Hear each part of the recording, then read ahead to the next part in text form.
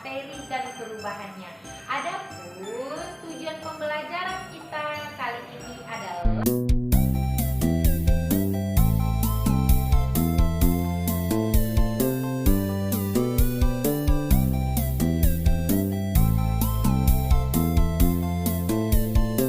sekarang kita akan membahas tentang materi. Apa sih itu materi? Nah, materi itu adalah segala sesuatu yang menempati ruang dan memiliki massa. Nah, contohnya apa? Banyak ya, di sekeliling kita ini biasanya disebut dengan materi, benda-benda yang ada di sekeliling kita. Nah, jadi seperti ada kursi, bangku, air, udara, dan lain sebagainya, itu kita sebut sebagai materi. Materi itu dibagi menjadi dua, ada zat tunggal dan ada campuran. Sedangkan untuk zat tunggal contohnya adalah unsur, ada senyawa. Sedangkan untuk campuran ada dia campuran homogen dan ada juga campuran heterogen. Baiklah, sekarang kita bahas yang pertama adalah unsur. Apa itu unsur? Unsur itu adalah zat tunggal yang tidak dapat dibagi lagi menjadi zat lain melalui reaksi kimia biasa. Nah, contohnya apa? Contohnya adalah aluminium. Ya, misal ada kaleng aluminium, kita potong-potong kalengnya, walaupun dia sudah dipotong, dia tidak akan berubah menjadi unsur lain, dia tetaplah aluminium. Apalagi contoh unsur yang lain, misalnya ada tadi aluminium, ada natrium, ada kalium, ada emas, ada tembaga, ada besi, ada perak, ada karbon, ada hidrogen, dan banyak ya. Nah, unsur ini untuk sekarang dia dibagi atau dikelompokkan dalam SPU atau kita sebut dengan sistem periodik unsur. Nah, untuk saat ini unsur telah ditemukan sebanyak 118 unsur. Nah, jadi untuk ini unsur itu ada dia unsur logam dan ada juga unsur non logam. Baiklah, kita akan bahas satu persatu. Yang pertama adalah unsur logam. Apa itu unsur logam? Nah, jika dia unsur logam ada ciri-cirinya. Yang pertama, dia adalah berwujud padat. Apakah semua logam berwujud padat? Tidak, ada kecualinya ya. Ada logam yang nggak padat. Contohnya apa? Contohnya adalah raksa. Ya. Lalu ciri yang kedua adalah dia mudah ditempah dan direnggangkan. Lalu ciri yang ketiga, dia bersifat konduktor listrik. Artinya dia dapat menghantarkan listrik dengan baik. Nah, yang keempat selanjutnya dia memiliki titik leleh yang tinggi. Jadi apa aja contoh unsur logam itu? Misalnya ada aluminium dilambangkan dengan Al, emas lambangnya Au, tembaga lambangnya Cu, besi lambangnya Fe, perak lambangnya Ag, dan banyak ya, dan lain sebagainya. Dan kemudian kita masuk yang kedua adalah unsur non logam. Nah, apa itu unsur non logam? Yuk kita bahas ciri-ciri unsur non logam. Nah, kalau untuk non logam, ciri yang pertamanya adalah dia berwujud padat. Gas, cair. Jadi dia tiga-tiga ya, ada yang padat, ada yang cair, ada yang gas. Apa contoh non logam yang berwujud padat? Contohnya adalah karbon. Contoh yang berwujud gas, oksigen. Contoh yang berwujud cair, misalnya ada bromin, ya, atau kita lambangkan dengan Br. Lalu ciri yang kedua adalah dia bersifat rapuh atau sulit ditempah, ya. Lalu ciri yang ketiga dia bersifat isolator. Artinya isolator, dia tidak dapat menghantarkan listrik, ya. Apakah semua non logam tidak dapat menghantarkan listrik? Tidak, ada kecualinya, yaitu grafit. Ya, grafit itu kita sebut juga dengan karbon. Nah, apa aja contoh dari non logam? Yang pertama ada oksigen, ada nitrogen, ada hidrogen, ada karbon, dan lain-lain lah sebagainya. Banyak contohnya ya, Nak ya. Oke, selanjutnya kita masuk ke senyawa. Yang kedua ada senyawa. Apa itu senyawa? Oke, senyawa itu adalah gabungan dari dua unsur atau lebih. Ya, jadi gabungan dari dua unsur atau lebih maka kita sebut sebagai senyawa. Contohnya ada O2. Berarti itu ada dua unsur, yaitu unsur oksigennya ada dua, ya. Dan contoh berikutnya misal ada air H2O. Pada air H2O itu terdapat unsur apa aja?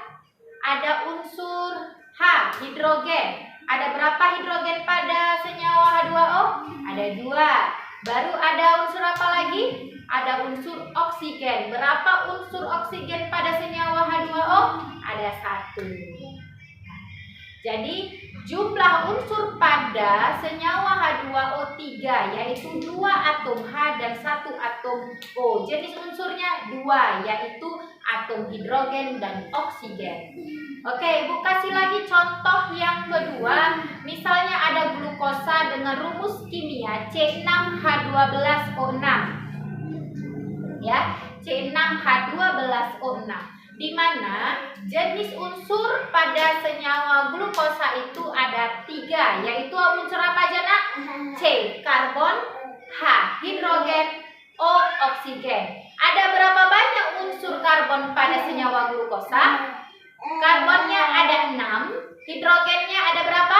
Oke, ada 12. Lihat indeks di bawahnya ya. Oksigennya ada 6. Ya, nah. Jadi berapa jumlah unsur semuanya? C6 tambahannya 12 tambah O-nya 6. Berarti ada 24 unsur. Adalah urea. Urea itu memiliki rumus kimia NH2 2 kali CO. Di mana pada urea ini terdapat 4 jenis unsur, yaitu ada unsur N, nitrogen, H, hidrogen, C, karbon, dan O, oksigen. Di mana pada senyawa urea ini terdapat 2 atom nitrogen. Ya. Lalu terdapat 4 atom hidrogen, 1 atom karbon, dan 1 atom oksigen. Nah, kenapa atom nitrogennya 2?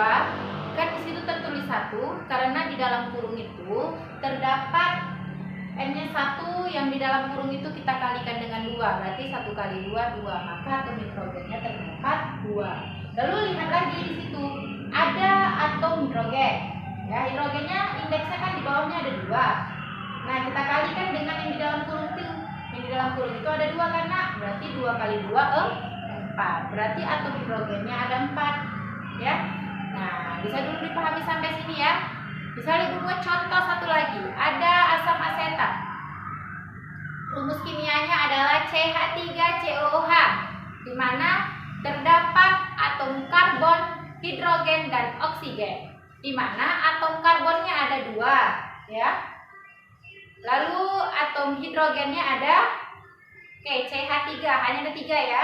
3 di ujungnya ada H1, berarti hanya ada 4. Lihat lagi atom oksigen, ada berapa atom oksigen? Iya, ada 1, baru sebelahnya 1 lagi ya, berarti ada 2. Berarti atom C-nya 2, atom hidrogennya 4, atom oksigennya ada 2. Sekarang kita masuk ke campuran. Campuran ini terbagi menjadi 2. Ada campuran homogen dan ada campuran heterogen.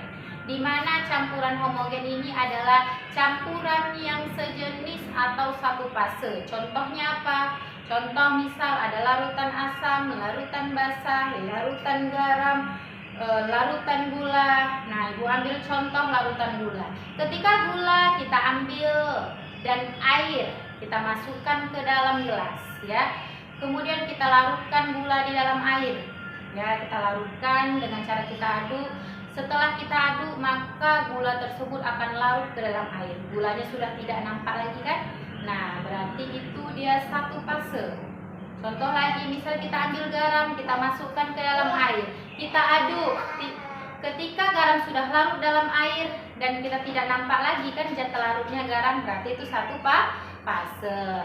Nah, itu contohnya untuk larutan homogen. Sekarang kita masuk yang kedua, ada larutan heterogen. Di mana larutan heterogen ini adalah larutan yang tidak sejenis atau lebih dari satu fase. Nah, apa contohnya? Misal ada minyak dengan air. Ketika minyak dan air kita satukan, kita aduk, apakah larut minyak dalam air? Tidak kan? Nah, kalau dia tidak larut, berarti itu adalah campuran homogen karena ada dua fase, fase si minyak yang di atas dan fase si air yang di bawah. Contohnya lagi, misal ada air, kita masukkan pasir. Nah, kita aduk, apakah pasir larut dalam air? Tidak. Nah, karena dia tidak larut, berarti dia dua fase. Misalnya contoh lagi, ibu masukkan air ke dalam gelas, kemudian kita masukkan batu. Apakah batu larut dalam air? Tidak kan, Nak? Nah, karena dia tidak larut, berarti dia memiliki dua fase. Nah, itulah kita sebut sebagai campuran heterogen. Baiklah, sekarang kita lanjut ke wujud materi. Wujud materi ini ada tiga. Ada wujudnya padat, ada cair, dan ada gas. Kita bahas yang pertama adalah wujudnya padat. Nah, padat ini dia strukturnya rapat dan padat. Contohnya ada batu, pulpen, buku, gelas, dan lain sebagainya ya. Nah, kita masuk yang kedua, wujudnya cair. Kalau wujud cair ini dia strukturnya kurang rapat dan kurang teratur. Biasanya zat cair ini menyesuaikan dengan tempat. Contohnya apa? Air, segala jenis larutan ya. Nah, baru kita masuk yang ketiga adalah gas. Gas ini strukturnya renggang ya dan tidak teratur. Contohnya ada gas LPG, bisa gas oksigen, gas nitrogen, dan lainlah sebagainya ya. Nah, kemudian kita bahas bagaimana perubahan wujud zat. Yuk, kalau misalnya ada dari zat cair berpindah dari gas, dari cair ke gas, maka kita sebut dia menguap. Apabila dia dari gas ke cair, maka kita sebut dia mengembun. Apabila dia dari cair ke padat, maka kita sebut dia mencair. Apabila dia berubah dari padat ke cair, kita sebut dia membeku. Apabila dia berubah dari padat ke gas, maka kita sebut dia menyublin. Dan apabila dia berubah dari gas ke padat, maka kita sebut dia mengkristal.